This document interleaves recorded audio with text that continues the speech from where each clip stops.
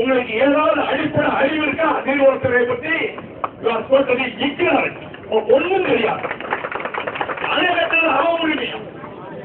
அப்படி உலகத்தில் அணை கட்ட முடியாது, அணை கட்டக்கூடாது. 70களிலே இருந்து அணை கட்டப்பட்டு நம் தலையிலே அழிவுக்கு மேல் அழிவு வந்துவிட்டது.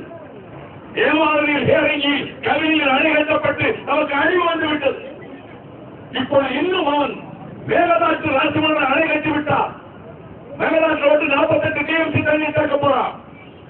1590 கோடி ரூபாய் முதல் கட்டம் ஒதுக்கீடு பண்ணியாச்சு, வேலை ஆரம்பிச்சாச்சுன்னு சொல்லிட்டான். வேலை செய்ய போறாங்க. நான் சொல்றேன், அணை கட்ட போறாங்க. கர்நாடக மந்திரி அனந்தகுமார் வீட்டில் 2016 டிசம்பர் 7 தேதியில் ஒரு அடங்கிய சரியான சொல்ல கூட்டம் நடந்தது. எல்லா கட்சி எம்பிக்களும் எல்லா கட்சி தலைவர்களும் கலந்துட்டாங்க. கர்நாடகத்துக்காக எல்லா கட்சி எம்பிக்களும் 2 நாள் அந்த கூட்டம் நடந்தது.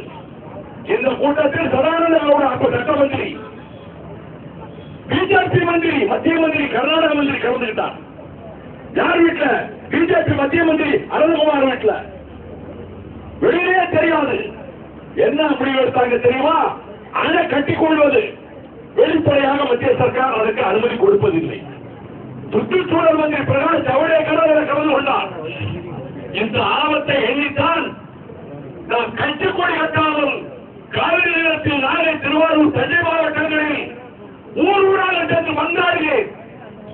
எந்த கட்சிக்கொடியை கூட கொண்டு போகிற காலையில கொடி கட்டுற யாருக்கான ஓட்டு போட்டு